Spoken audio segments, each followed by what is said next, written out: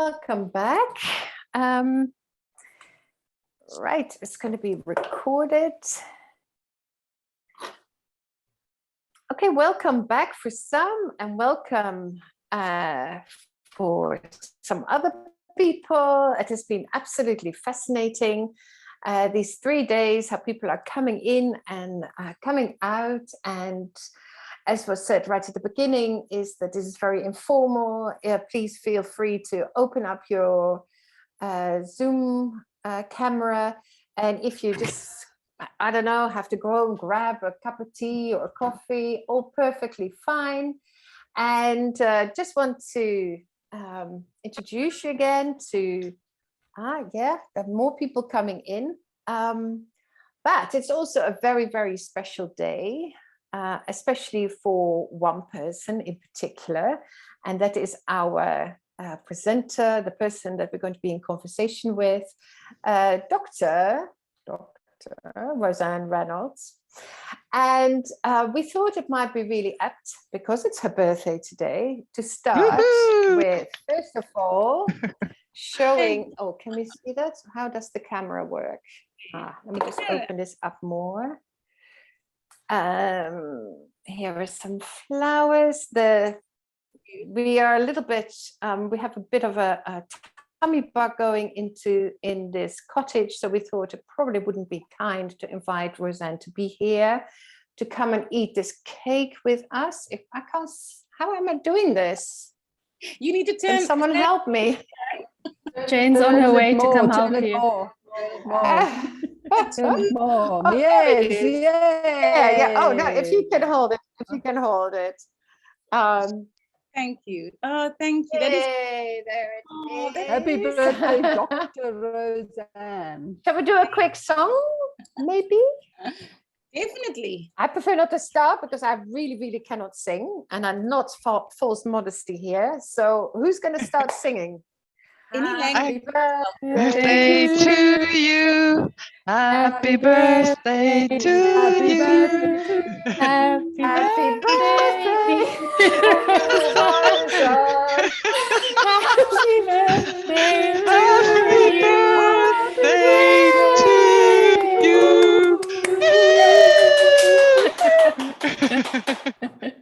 Thank you so much.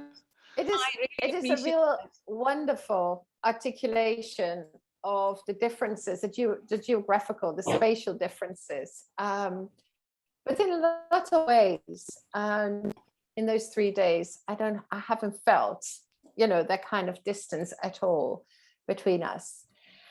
And so Roseanne Reynolds, previously a colleague at the University of Cape Town, but I'm still, of course, associated to the University of Cape Town, also in early years.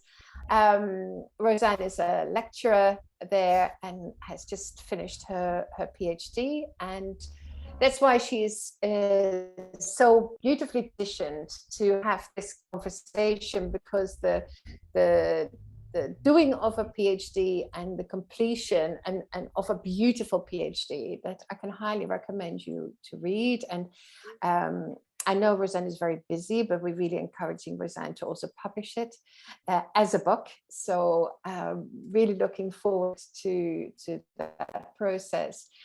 But she's very well positioned to have this conversation with the other two people that she is going to introduce. So welcome, and I say no more. I'm just handing over to the birthday girl. Thank you very much. I think it's very kind of all of you. I'm really appreciating the love and just the enacting of what it means to be, in community, in a community and part of a community.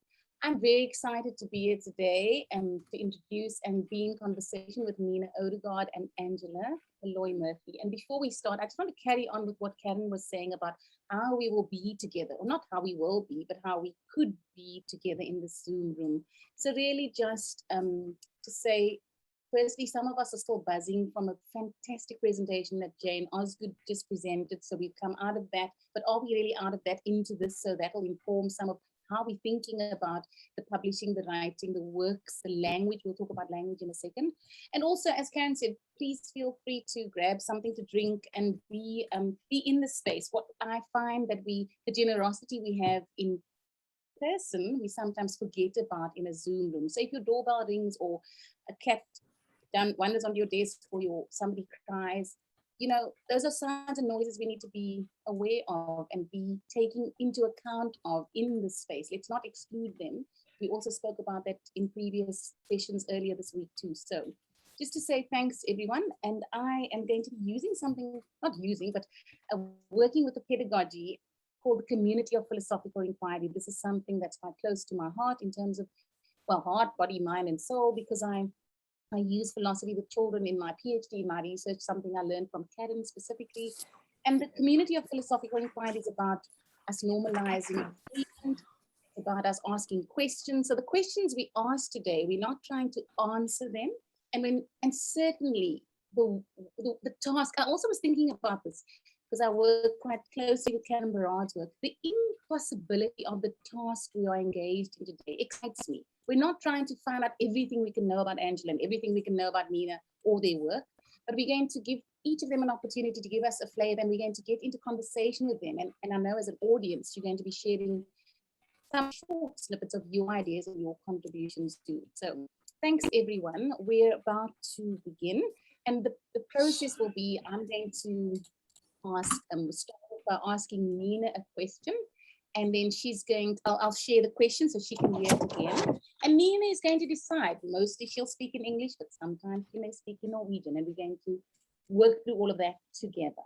So I'm going to ask Nina to introduce herself. And actually, can I just add that there's a lovely connection too, because I have got this right? Nina, Jane was your PhD supervisor. So that is a very big and strong connection. And just to say, I asked all the members of the Postqualitative Research Collective if they could suggest a PhD student, and Jane is fantastic about answering emails. Thank you, Jane.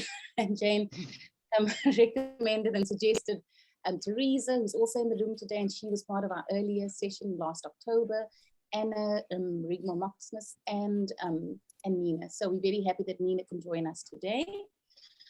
And so this is the first question that I'm going to ask. Nina will answer, and then I'll start. So Nina, I'm going to ask you to introduce yourself briefly by sharing one example from your PhD process, which expresses what work in terms of supervision, or research, or for you as a PhD student. And then you're going to end that introduction with a question. And then we'll ask Angela the same question, and she will end her introduction with a question. And some of the people in Cobb Cottage are struggling with all the ones in I have their cameras off. They're struggling a bit with their internet, so this will be fine. Okay, so Nina, off you go. Okay, let's try this. God ettermiddag alle sammen. Hyggelig å treffe dere. Good afternoon, everybody. Nice to meet you. That was in Norwegian. I defended my thesis a year ago and did my doctorate at Oslo Metropolitan University. Today, I work as an associate professor at University of Southeast Norway. My supervisors were Professor Nina Rossolt and Professor Cecil Germerton, and also for the last and crucial part of the thesis, I had Professor Jane Osgood, which is present here today. In the thesis, Aesthetic Explorations with Recycled Materials, Concepts, Ideas, and Phenomena That Matter, I set the concept of aesthetic exploration in motion in relation to empirical data by exploring young children's encounters with recycled materials in a black box. In a Remida is a creative reuse center. And I believe Angela and many of those that are present know what Remida is, but if there is some here that doesn't, I just wanted to explain that it is a creative reuse center, and usually within the Reggio Emilia approach. My thesis is a thesis by publication, which is a more common way of doing your doctorate in the Nordic countries. It means that I've published 4 articles Yeah. throughout the years that I was a PhD student, and that I made an extended summary. It's called a kappe, as we call it in Norwegian. Kappe. The 4 published articles had focus on different parts of the research, methodologically, that's a very difficult word for me, empirically and theoretically. And I explored how to theorize recycled materials and aesthetic exploration, and how that could contribute to the field of early childhood. In my work, I make use of posthumanist and feminist new materialist theories. So I think I end the introduction of my PhD and myself there. I'm asked to share one example from my PhD process. And there's so many, and I've been struggling to kind of find, but I decided that I would mention 2 very important things that happened on quite an early stage. One of them was actually being present in the Remida with children, materials and matterings, and also by revisiting a great number of times by watching the videos and images in different kinds of ways, and also in different spaces. And I also blindfolded myself and just listened and did a lot of different things to kind of be in the space again. And that helped me getting closer to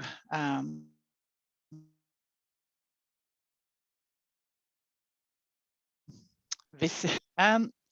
What really helped me was a reflection from a very wise PhD student, Judith Novak, who I was visiting New Zealand at the same time as I was. And she asked me to talk about my project, to kind of talk my project.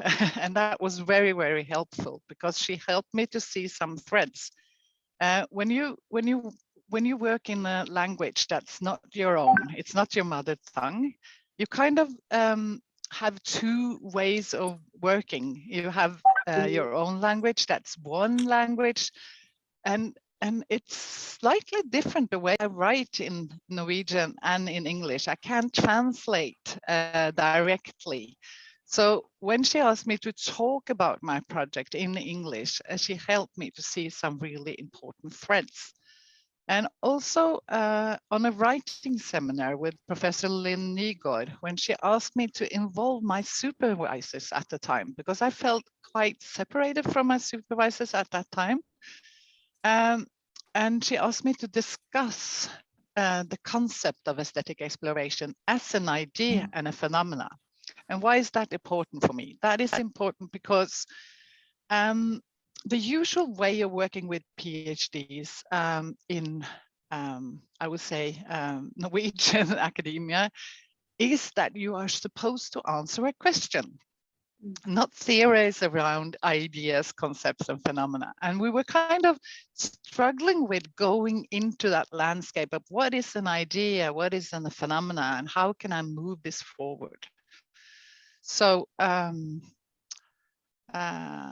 yeah, so that was very helpful for me to kind of invite the supervisors that I had at the time to kind of start a discussions around how to move it from being a question to work with this as an idea and a concept and a phenomena. So yeah, before the question, I must say that it's been a long, slow process, and I think it was very important that it was slow. And I've been doing a lot of thinking alone and with my network. And of course, the last process was very intense. And when I was writing my kappa with Professor Osgood on board, that was really helpful and very, very intense. So my question, I don't know how you want these questions to be, but what I wanted to ask is, how can we help PhD candidates navigate in this growing post-qualitative field of research? Can Nina, that's great. Can you repeat that? And then Annika, are you Yeah. able to type that into the chat, please? Yeah. How can we help PhD candidates navigate in this growing post-qualitative field of research? Right. Thank you. So, Nina, we're going to hold on to your question, and then we're going to, but it's gone into the space, not into the world, and we're going to ask Angela to introduce herself, and then we'll return to that question. And just thank you very much. I've written the whole page already. Yeah, thank you very much for your introduction and for sharing with us. Angela, welcome, Angela. I've met Angela through our research reading group, our post-humanist reading group, and so that's been lovely. And then we've had some not odd, but WhatsApps and some kind of communication, which I've really enjoyed. So Angela, welcome to the space. And would you like to introduce yourself and your research? And let me read the question again, because I'm going to hear that again. So I'm going to ask you to introduce yourself briefly by sharing one example from your PhD process, which expresses what worked in terms of supervision, your research, or for you as a PhD student. And then similarly ending with a question that we're going to be bouncing back and forth between you and Nina and the group. Thanks. Got it. Well, thank you so much. I'm so happy to be here. Here for me today is the ancestral and traditional lands of the Multnomah, Clackamas, Tumwater, and Chinook people on the west coast of the United States in Portland, Oregon, where it's 5:18 a.m. And I have missed much of the conference because of my time zone, but I've been kind of on your tail, on everyone's tail, watching the videos afterwards, and that makes me feel more like I'm with you. Just a little word about me by way of introduction. I was an early educator most of my life, over 20 years. I'm reading from notes right now because I got very lit up by the earlier presentation that Jane made, and that this is what will help me stay focused. So I apologize for looking down.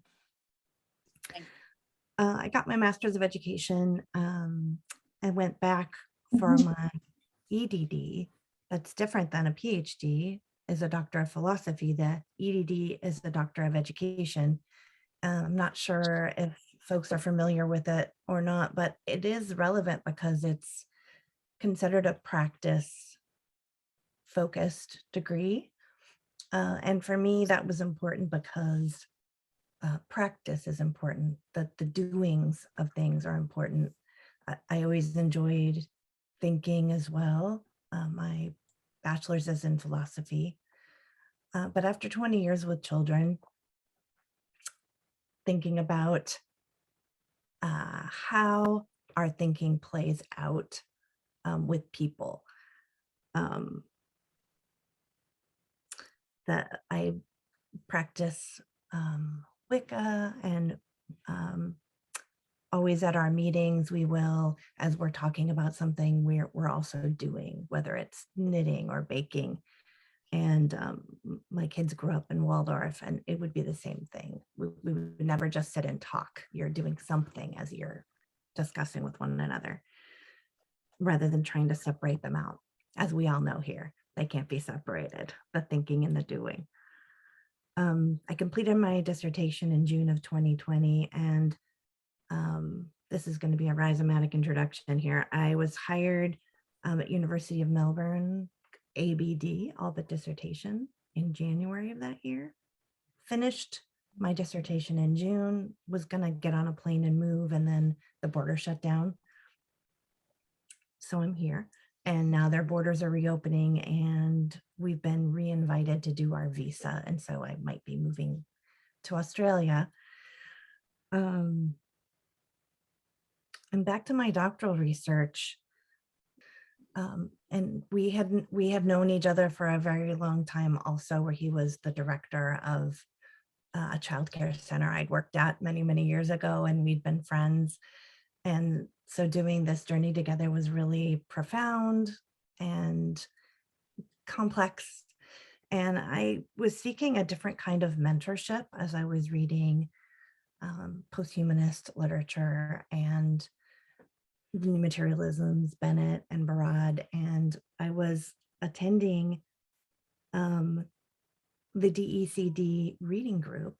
I don't know how I found it, just in my tentacles, reaching out for any kind of mentorship I could find. The Monday morning, I believe it was, everyone sitting in a classroom, I would just dial in on Facebook and watch and think and read along. And it was a very interesting way to get mentorship with people who maybe didn't even know I was there. And that's how a lot of my mentorship was accomplished. I was hired to do a graduate research assistant at the Inventing Ramita project at Portland State University. And that's how I found Nina. And Nina was also mentoring me, although she didn't know it. I was excited to see that new materialist thinking with materials. My supervisor was very ensconced in Reggio and ran the Ramita Center and had one really storied take on materials.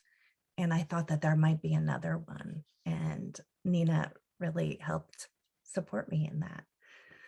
And I don't know if you remember, Nina, we chatted on Facebook once. I said, I'm not going to do what you do. I can't write like you, but I'm really enjoying watching what you do with materials and children. Also going to conferences at the Common World Research Collective, early publications. They had something called a critical friend group, and someone was nominated, probably against their will, to work with me on an article from practice I submitted.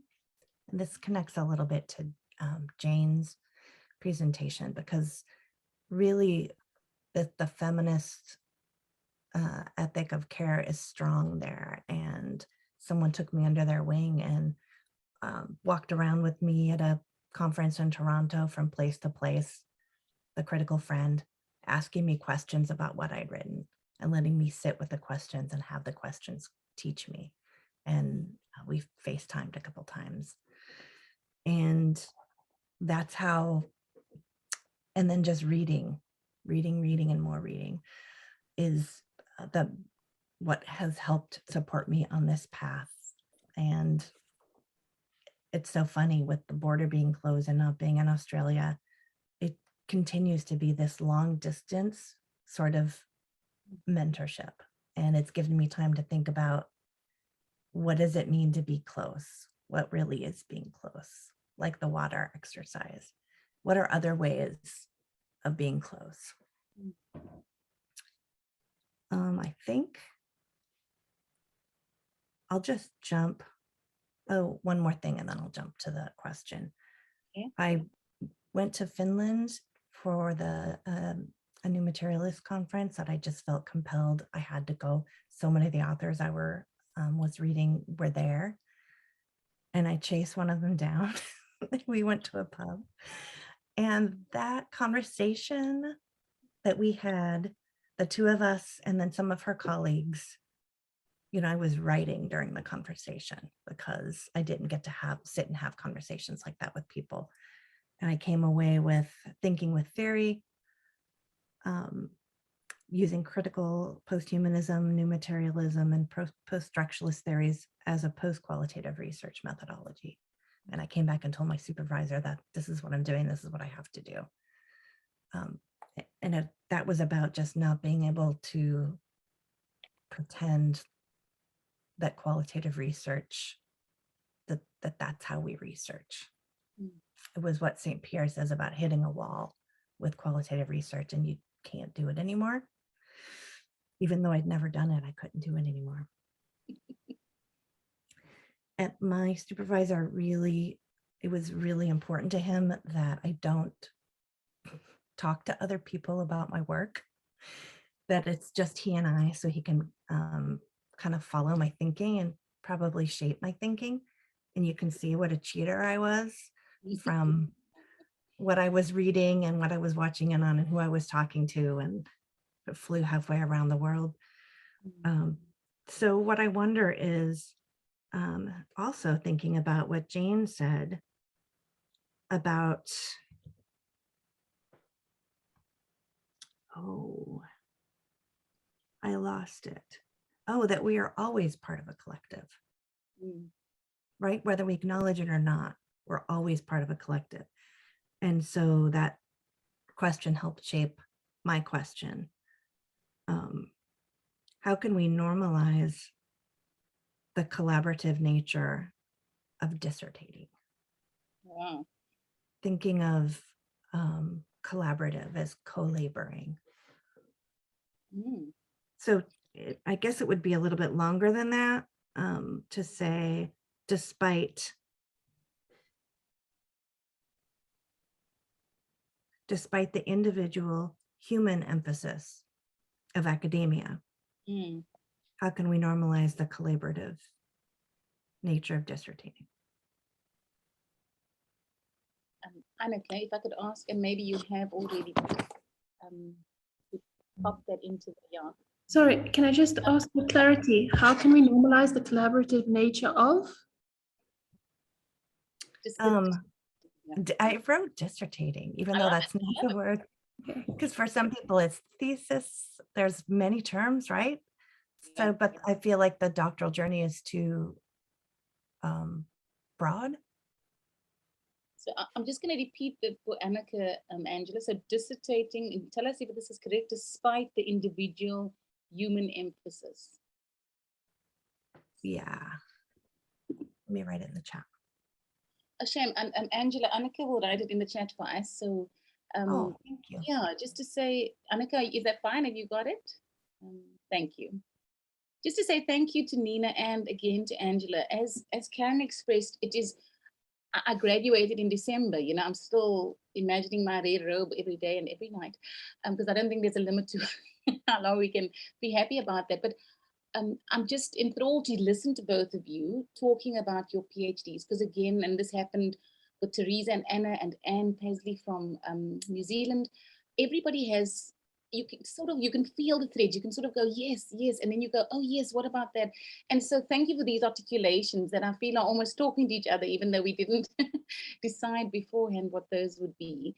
So maybe for 5, maybe I'll just ask if there's some comments from the group about your initial responses or what you shared, and then we'll have a little bit of time to look at those questions, and then again we'll start with Nina responding to the question, not to answer it, but to push the question further, to keep asking the prior questions too. We know that that's something we discussed this week. So in the, I'm just going to in the group here today, does anybody want to comment on, was somebody, or if you'd like some clarity, I know there are people working on Reggio Emilia in this group. Both of you actually have decades of experience with children, and then you've shared about your PhD process now. So does anybody have a question, or if not, we'll carry on, or a comment to make?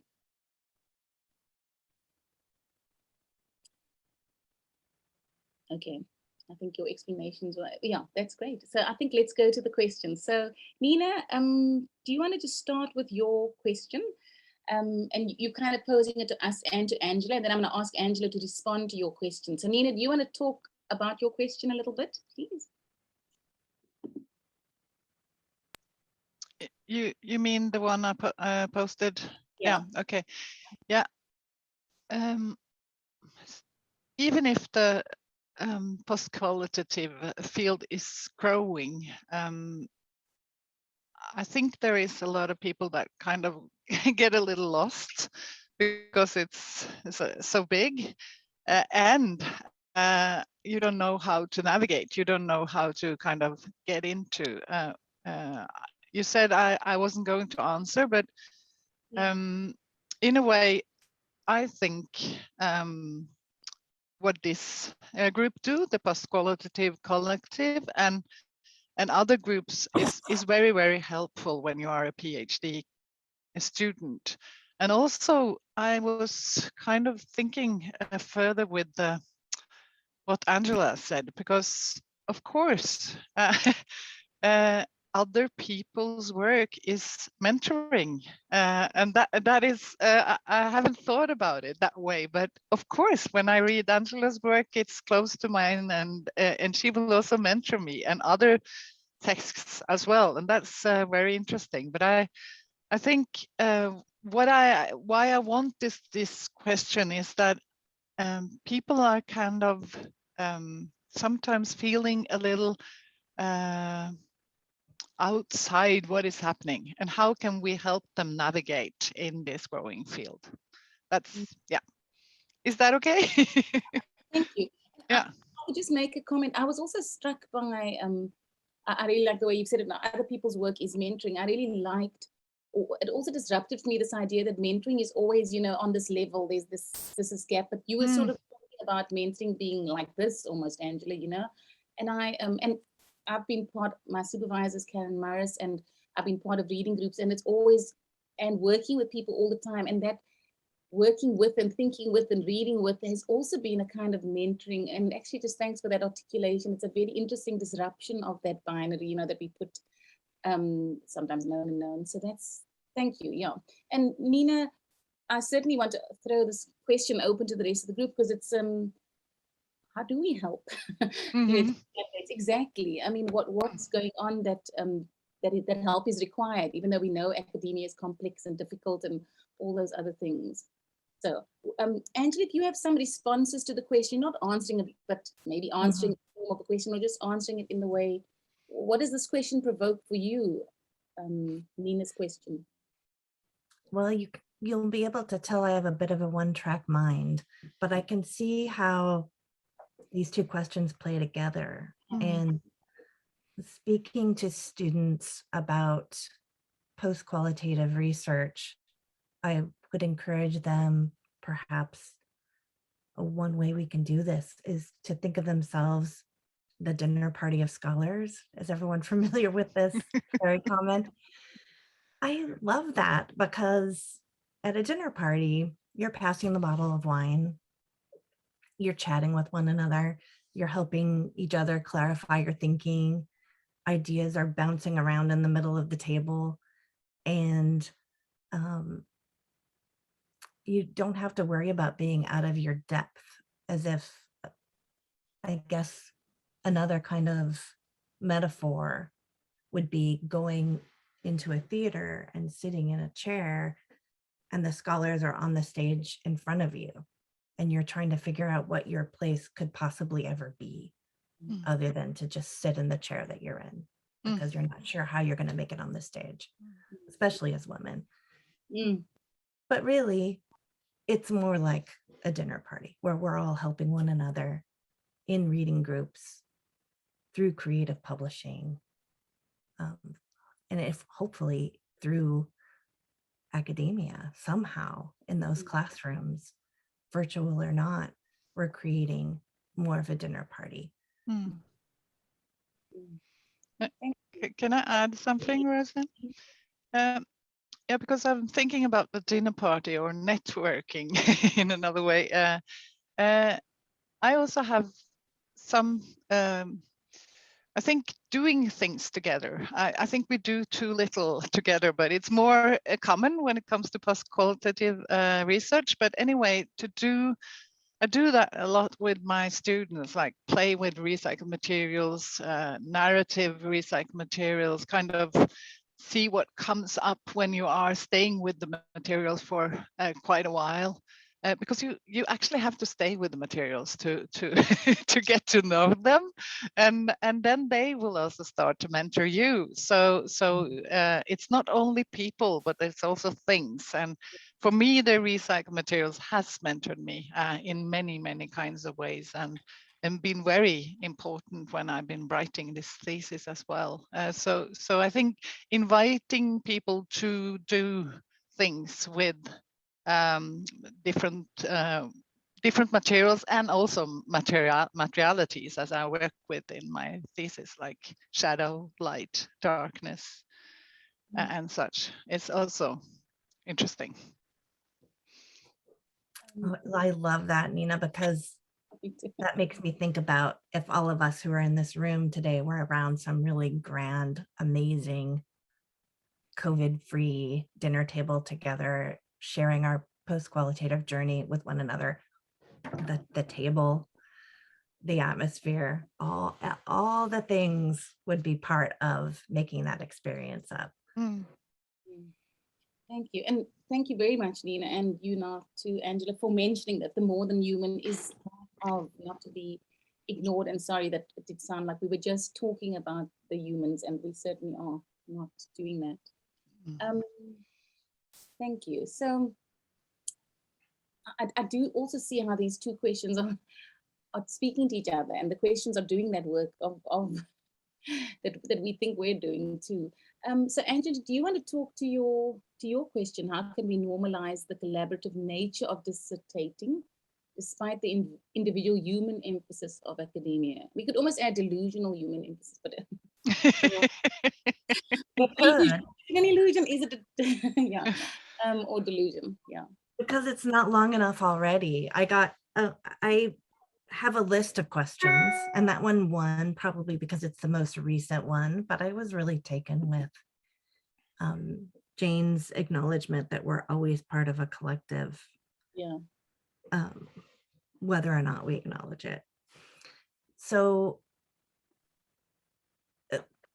and a lot of the trick of the human emphasis of academia has to do with the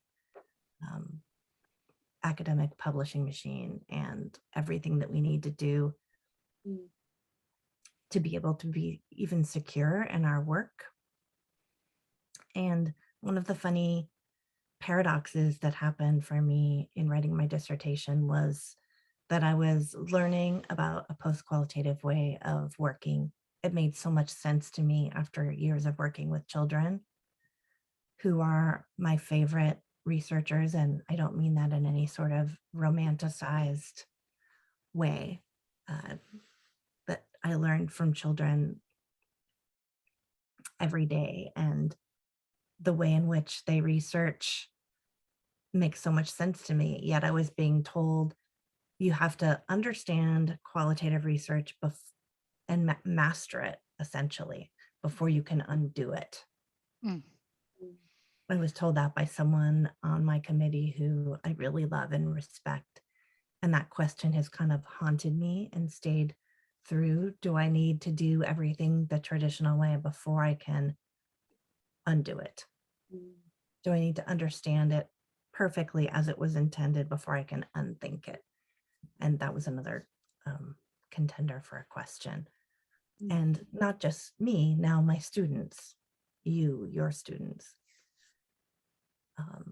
Can we undo without doing?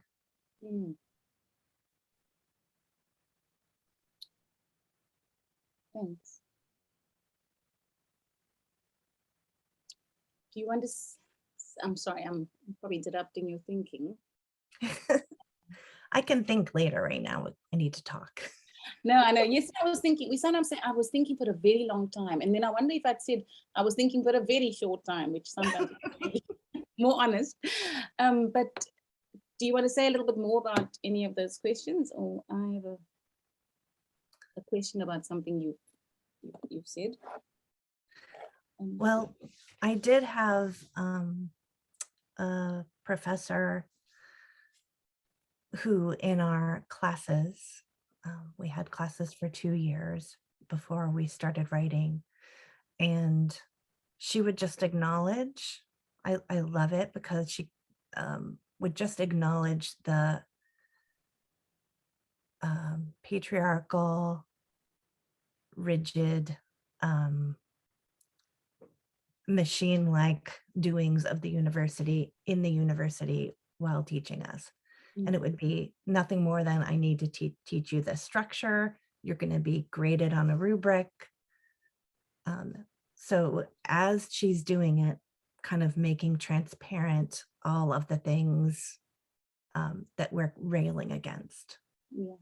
And I think that's a good way to start, to call it out instead of make it invisible. and maybe even call out the things we detest the most. Angela, I'll read. I don't know if Jane wants to. Jane, are you able to speak? I don't know how strong the internet connection is, or if you'd like to. I think I can speak, I'm just not sure I can show my face. You just have to see me on the boat looking at the sail and freezing cold. Yeah, no, I just thought that that was a really, really provocative and important question actually about the doing and the undoing.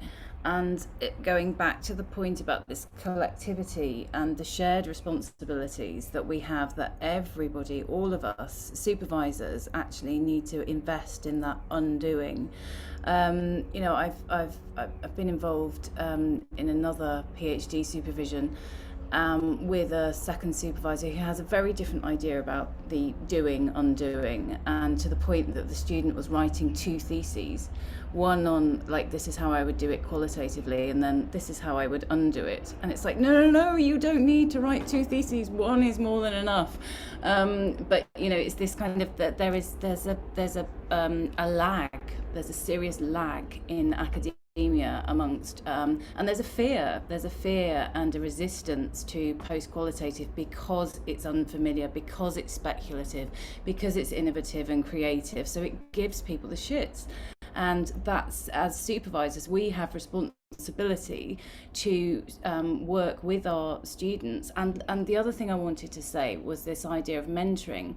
It's not just yes, disrupt the hierarchy and think about mentoring as peer mentoring or more than human, non-human mentoring, but also what we learn as supervisors from our students. I mean, I have learned so much from my PhD students and been exposed to ideas and readings and ways of thinking and doing and being that I would, you know, that I may have read about in dispassionate or the information about that, but in these kind of doing methodologies, you gain so much, and it is a truly collaborative kind of venture, but it is shot through with these responsibilities that we all have in each moment to kind of constantly call this stuff out and to wrestle with it and see its generative potential. So yeah, it's just thank you for the questions. I think they're, you know, really, really thoughtful questions that are really useful to everybody. Sorry, Angela, do you want to respond, or Nina? To Jane? I wonder if anyone wants to respond. I'd love to open it up and see how these questions provoke maybe stories or thinking.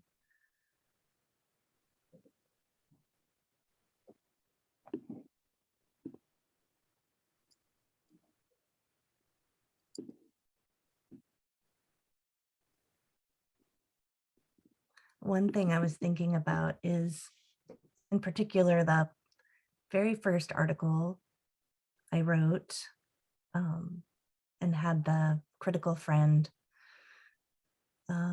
mentor me through how to even write an article, because how are you going to learn that? Someone needs to help you and support you in that. She was also teaching me, modeling for me how to be for my students in the future. Mm. Right. We'll let people just circulate and see how they feel.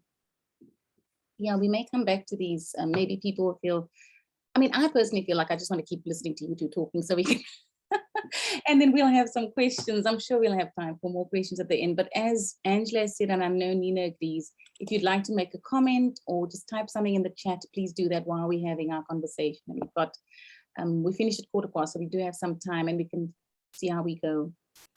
Nina, do you want to just chat a little bit about Angela's, you want to talk a little bit about how we normalize the collaborative nature of dissertating despite the individual human emphasis of academia?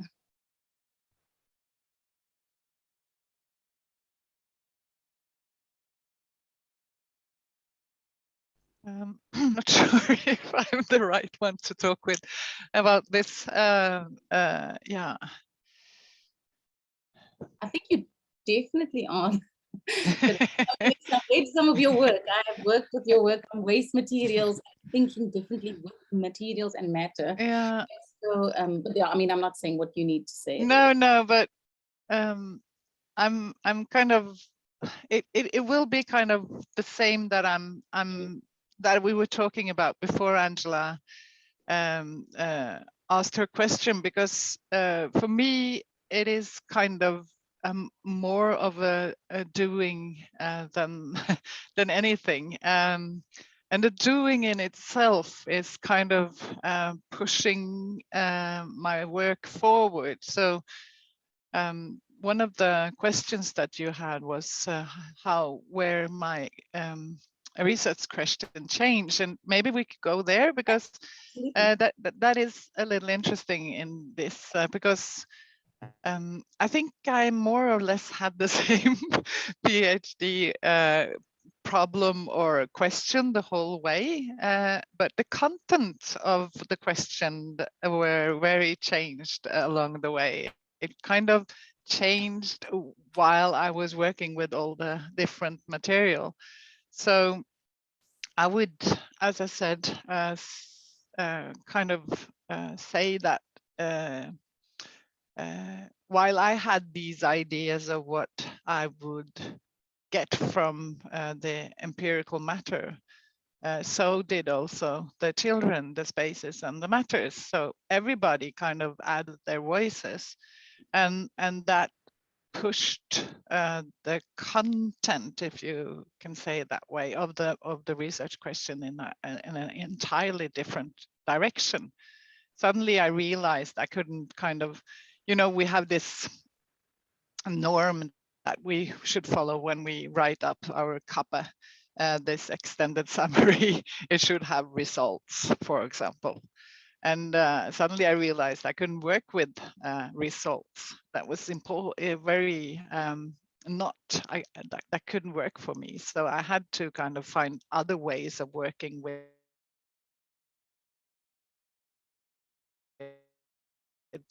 the last part, and they're full to kind of navigate in these waters. But there was one that I'm been working quite close with, which is called Toverlafton, that was working with insights instead of having to work with results. And so all this is kind of small things that pushes the problem or the question in a new direction and give it another content that it had in the beginning. And the other thing that I'm thinking of is that I actually went from asking a question, like asking a PhD question, to being an aesthetic explorer myself. So I was working with it as an idea, as a concept and a phenomena, but suddenly I understood that the way that I was working with it was that I was the aesthetic explorer myself. So that was one of the insights I got from the research, was that I was getting so close to the material that I was doing it the same way that I was looking at, if we can see it that way. So yeah. That's very helpful, Nina. I mean, I don't want to say, can you give an example as if it can be, but is there something that you could share about a specific instance or something about your research where you became the aesthetic explorer? What does that look like for your research? I actually already said it in a way, because it was kind of trying to work with all my different senses so I kind of worked with the idea of which was actually happening. I was in the room in the Remida, and suddenly I realized that nothing that I had planned could go the way that I planned, because it was quite dark in the Remida. And when I was working with the darkness, other senses came to the surface. So I had to work in a completely different way. And that was super interesting, because then all our bodies were bodies concerned with the darkness. So we suddenly other senses were really, really sharpened, like how we listened to what was happening and how we embodied the things that happened. So in one of the articles, I'm talking about how, which is called Making a Bricolage. I'm talking about how the children's way of walking manifested themselves into our body, and it kind of pushed something when it comes to how are we in this room, and how do we how are we affected? I'm sorry. How are we affected of being in the room in the darkness with the children and how they walk? Because I don't think that I would have the same effect from the room if it was light, because the darkness did something of how I got the vibrations from the floor embedded into my body. Wow. Wow. Thank you. Does it make sense? I mean, I don't even I don't know if that's the question, but is it painting a picture? Is it helping me? Hopefully, I think helping us all understand something about what was, what had shifted, what had changed for you as the explorer, and thinking about darkness differently. You mentioned darkness and shadows and light earlier. So, yeah. It was kind of more embedded in the research than I was not outside the research. I was in and with the research, within the research, if I could say that. That made me be an aesthetic explorer. And also, I also write something about how when I started to work with all the different empirical matter, it was not only the video or only the photo or the text, but it was also much more, like small events that I've written down on a paper, or other things that kind of disturbed the process and pushed it in another direction. So yeah, maybe that is more helpful. I don't know, but it's kind of being a researcher and an aesthetic explorer at the same time, in a way. Thanks. Angela, do you want to, so we've sort of moved, so just to tell everybody else in the room, we sort of have moved into a question which was, how did the questions driving you or your research shift through the process of your research? But maybe before you say something about that, do you want to comment or say something about what Nina has just shared? Yeah, I was listening to you talking about the way you're moving in the dark and thinking about the last little bit I wrote was about children walking through a field and the field with really tall grass and needing to change the way they were walking very slowly to get through it. And then the slowness enabled a new way of seeing. So this was a field that we always went to and ran around and just covered the expanse of land as quickly as we could because the classroom was very small. And that changing the way of walking helped to change the way of seeing and thinking. So I guess it's a connection. Yeah, thanks. And yeah, I'm just pitching that, but Angela, do you want to share maybe quite specifically a research question or questions if you had, or maybe you call them something different, and how they changed, or what caused the change, or what caused the shift throughout your PhD process? Well, the research question is, how does the more than human matter in children's storytelling? And the question was a compromise because it's not really children's storytelling, is it?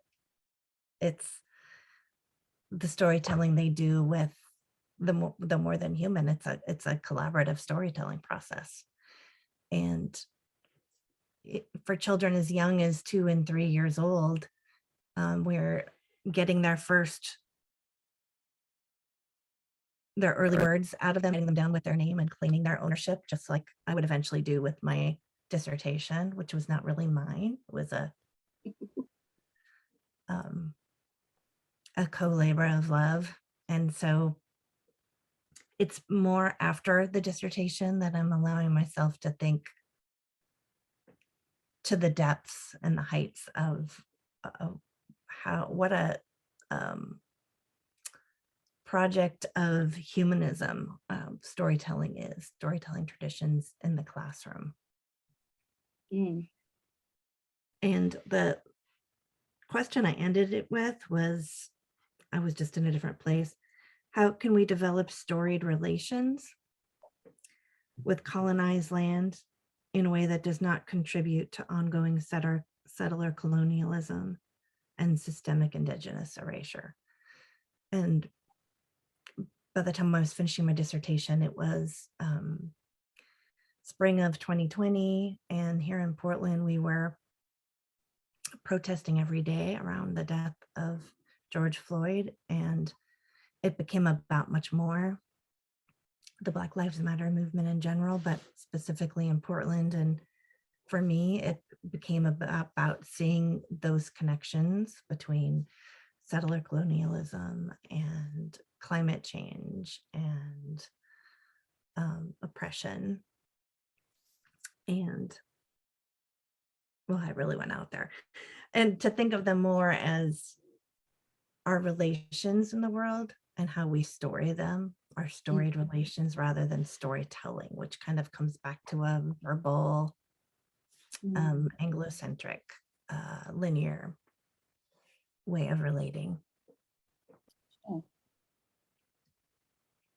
That's powerful, very powerful, Angela. And thanks for taking us through. I mean, it didn't go like this, it was like this, and then there. Nina, do you have, or anyone else in the room too, if you, were you doing an example of the, you went, Nina, do you want to just share, or do you have a response to Angela? Do you want to say, comment on that?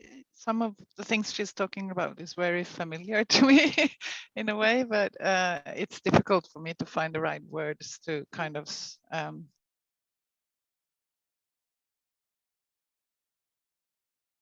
answer what she's really unstable now. You're kind of falling in and out, so just know that if I'm suddenly frozen or you can't hear me, because suddenly all of you just disappeared and then I came back, and yeah, so that's what's happening at the moment. I would, as Angela, really love to hear some other voices, and that would be very good. Okay, so we have had a request from Angela and Nina. So Teresa or Christina, Nobonka, I know you said you need to leave, possibly need to leave, or Natalia, would anybody like to ask a question? Or is there a point of in your research that feels similar or maybe it's different? Yeah, Nobonka. And I'm going to have to just say it and then leave because I have another meeting. But I find this very, very useful, and thank you very much for all your work. I want to say that I'm about to do a performance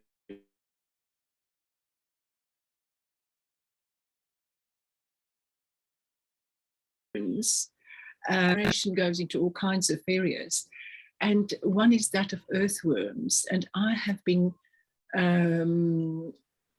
I have got a very large earthworm farm, and I'm sort of just exploring what that means to perform earthworms and bringing that sort of, let's say, on the stage with me.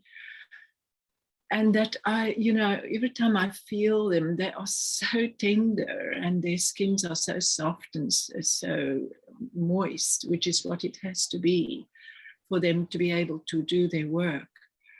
And then also to,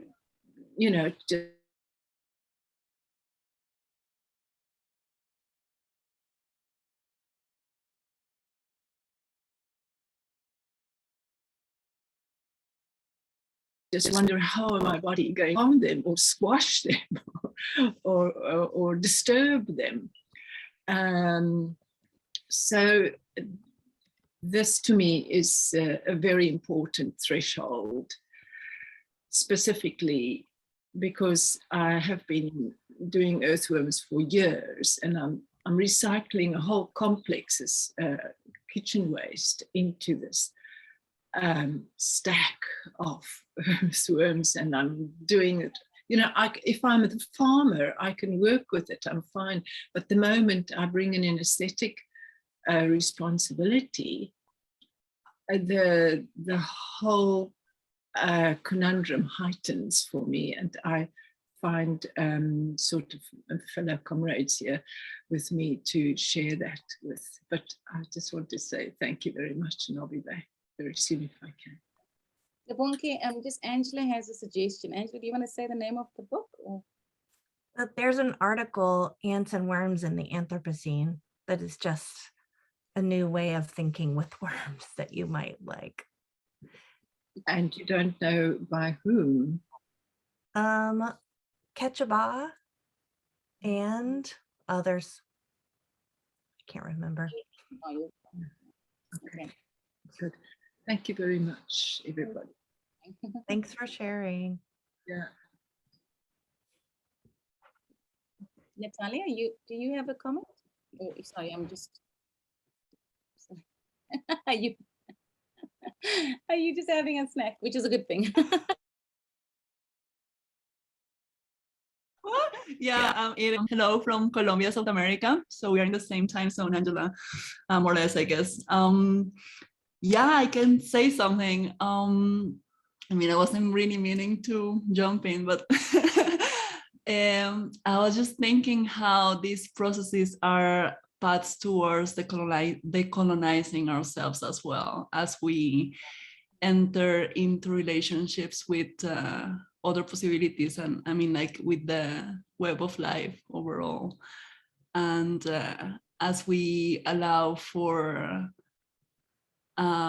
learning and co-creating with other than human wisdoms as well. So I'm super excited. I mean, like, I have been absent from academia for a while because it was kind of like hopeless for me for many reasons. And I'm coming back now, and it feels really, really exciting to see that all of this is happening within academia as well. That I feel, yeah, I feel it's hopeful, and it's really related with also this longing for humans to be in more relational ways in the world that are also happening outside of academia. So yeah, I just wanted to name that. Thank you. Thank you, Natalia. Really appreciate that. Thank you. Yeah, Nina or Andy, want to say something back to Natalia's comment, or nothing to? Yeah, just thinking about hope, seeing things being done new ways and seeing old structures collapse. And it's definitely more than just in academia. It's everywhere. It's like a green shoot popping out from a scorched earth. And it's an exciting time to be a teacher and a student and a human, and to do things differently. Yeah. I have a research project I'm doing with children right now, and it's so wonderful. It's the first time I've gotten to research with children since my dissertation, and it's the same children who live close to me and are in and out of school because of COVID, and they're making the secret underground world of winter.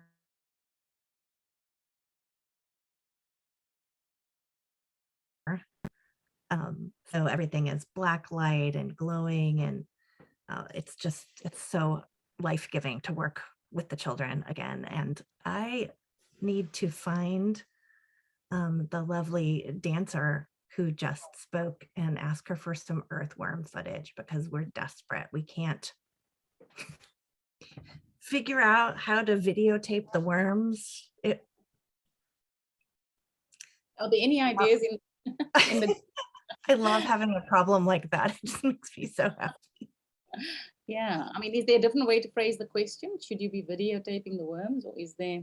Oh, that's why Ants and Worms in the Anthropocene is a good one. It's so good because, yeah, when you're thinking with worms, children don't want to be abstract about it. James also just written for Nabonke, charming worms crawling between natures by Vehivillian. Sorry, I'm not Vevilan. Sorry, how would anybody like to pronounce the Vevilan? Thanks for that. Yeah, there's one more.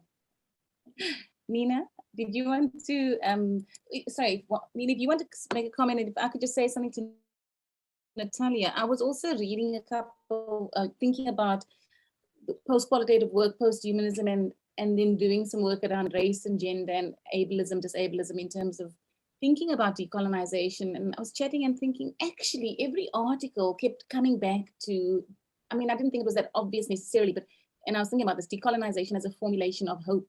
You know, we don't often think of that, but actually all this, you know, the work that is trying to be done in academia and mostly out of it. And what does that mean? Are we ever in or out of academia? You know, we pretend we're not in academia because we actually, it's just disrupt that notion. But yeah, so thank you for mentioning decolonization today. I think that's a really important thing to think about in terms of post-qualitative, well, I mean, in terms of lots of different kinds of work, but there is something to be thought about in terms of thinking with materials differently, thinking, I mean, talking about, not even just talking about it. I want to go back to what Nina also said about, Nina, you said you were asked by your supervisor to move your question into an idea and a phenomenon. You know, that's just, that stayed with me since you said it earlier. That's really powerful to think about that. And I think you want to say more about that as well. So yeah, but thanks, Natalia. We have time for a short last question. And I mean, it's not about when we disrupt the theory practice divide, it's also about, I'm not saying, oh, there's nothing about these short tips or ideas, but how, the last question we've got 4 minutes and then we'll stop. What worked for you in supervision in terms of your post-qualitative research? I know that there are people in different time zones who are going to listen to this later. There are people who are just longing to finish their PhDs. The pandemic has been very problematic for all of us and for not having access to libraries. Certainly in South Africa, and maybe in the countries you live in, our university library closed for many months. I wasn't able to access the university, etc. So Angela and Nina, what worked for you? Give us, and it doesn't have to be a tip, as I said, but yeah, what worked for you in terms of supervision?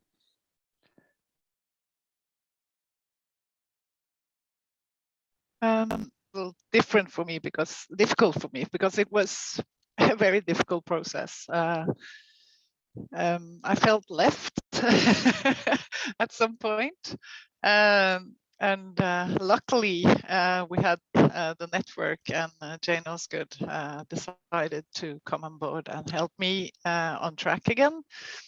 But I think one of the things when I was thinking with this question before I came to this was that I think one of the most important thing is that when the supervisor goes on board, they kind of say that I'm going to stay here. I'm staying here till you're done, because that's what I kind of feel, that it is a long-term challenging relationship. Especially challenging is it, of course, if the candidate chooses to go in a different direction than the supervisor is familiar to. But I think that's what absolutely Jane Osgood did in my when it comes to my PhD, that she actually said that I'm staying here, and that was so helpful. And okay, it's very simple, but it's very, very important. The other thing I would like to say is that usually all over the place. I've probably been all over the place since I was very young. So every time somebody asked me to write something, I was kind of including everything I was thinking and feeling and doing at the same time. And that is also a part of the research process and the writing up thesis, is that you have a supervisor that kind of recognize that and kind of help you to see what is useful to kind of put out and what you can work further with, or kind of now I'm almost talking in Norwegian, but at least kind of ask questions so you can go further with your ideas, but you have to leave some behind. And that was really helpful for me when I was told you can work with them later, you know. Okay. I love that. Being all over the place is my favorite place to be. I just think, yeah, that's a lovely description. Thanks, Nina.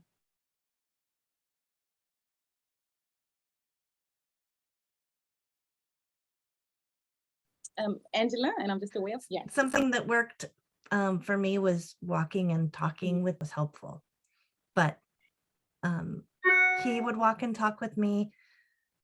Others would walk and talk with me, and it's the doing and the talking and the thinking at the same time, rather than just submitting the paper and reading the notes to get it out kind of in our bodies and have it be, acknowledge it as a journey in that way through walking,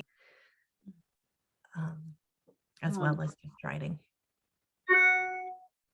So I just want to say we have 2 minutes and we're finishing at 15:15 because there's a book launch at 4:30. Sorry, there is a book launch at 4:30. So for these 2 minutes, I just want to say thank you to you. I appreciate your generosity, and I use the word generous a lot when I talk about people, but I think it should be part of all the ways we talk about people, because it's not that common, and it should be just the way we are in the world. So I just want to say thank you to you for sharing and for your being honest today about your processes and where you are. And I can absolutely tell you that you have been there's been so much. I mean, I will return to this recording. There's been so much that is going to be helpful, will be provocative, will help me think, not me, sorry, I mean, well, graduates like myself, students trying to write, how do we navigate the PhD process? How do we navigate the post-qualitative research world, etc. And you've actually covered so many topics, and just want to thank you for the way that you're thinking and your being, which you've done since we've spoken about this, which was last year already. Thank you for answering that email. Thank you for saying yes to being here today, and thank you for your time and waking up at the crack of dawn, Angela. And Nina, for being willing to share what you could in not your first language, and just really, really deeply appreciative of that. And can I just say to anyone, if you have colleagues or friends who are finishing their PhDs or near the end of their process, doing post-qualitative research, we're hoping to continue this returning seminar, because I do think this, well, we think this is valuable work. How do we become this co-laboring, collaborative community collective? It's through this kind of shared engagement, and just, yeah, so thank you very much. And yeah, we have Karen, I don't know if you want to say anything before we... Yeah, just to thank you for organizing, difficultating, asking all these questions, that you can see how incredibly powerful the, do I dare say format, because it sounds like a formula, but I think structure is important, and I think how the questions work is fabulous. We had to turn off our camera, unfortunately, but there were 3 in a room here, very absorbed, listening to these, the kind of experiences that are so often just not acknowledged, heard, published. And so it's a very important part of the collective. And yeah, so please, let's continue this series. And I think what we've already planned, Roseanne, was that there was going to be one later in the month, next month, because we were thinking of always doing one at the end of each month. And Brendan Reynolds and myself, we're going to do one returning to a cartoon that we produced together. And again, that has got that kind of very informal, conversational style, and giving opportunities to look at what people produce and what's out there in the world in a very different way. So thank you, and we hope to see you for the book launch and also for the closing of this whole seminar. And then also, of course, closing it in a very embodied, or this/embodied way with Viv and colleagues later on. I don't know, Viv, would you like to say something about that? I see that you're in the room.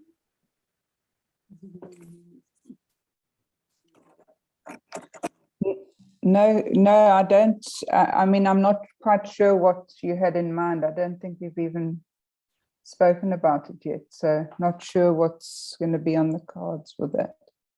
Okay, well, we could do the same as we did with the one yesterday morning. Is that wasn't there? No. Oh, you mean the swimming thing? Yeah. Yes. No, the swimming. No, sorry, I thought you meant the previous session, the closing up. No, the swimming, we're going to go for a swim and then take some photographs and write about it. So it'll be the same as yesterday, yeah. And we're hoping to swim also in the dark, eh? That's probably, yeah, although I don't know if it'll be dark here, but it might be dark elsewhere, yeah. Anyway, so that's sort of in store for us. And of course, you know, there will be more. In total, we've had 100 and how many? 101 members or people interested registering, and we keep having new faces and then other faces again. But thank you very much, and yeah, see you later. Bye. Thanks. Bye, everyone. Thanks. Thanks, Roseanne. Thank you.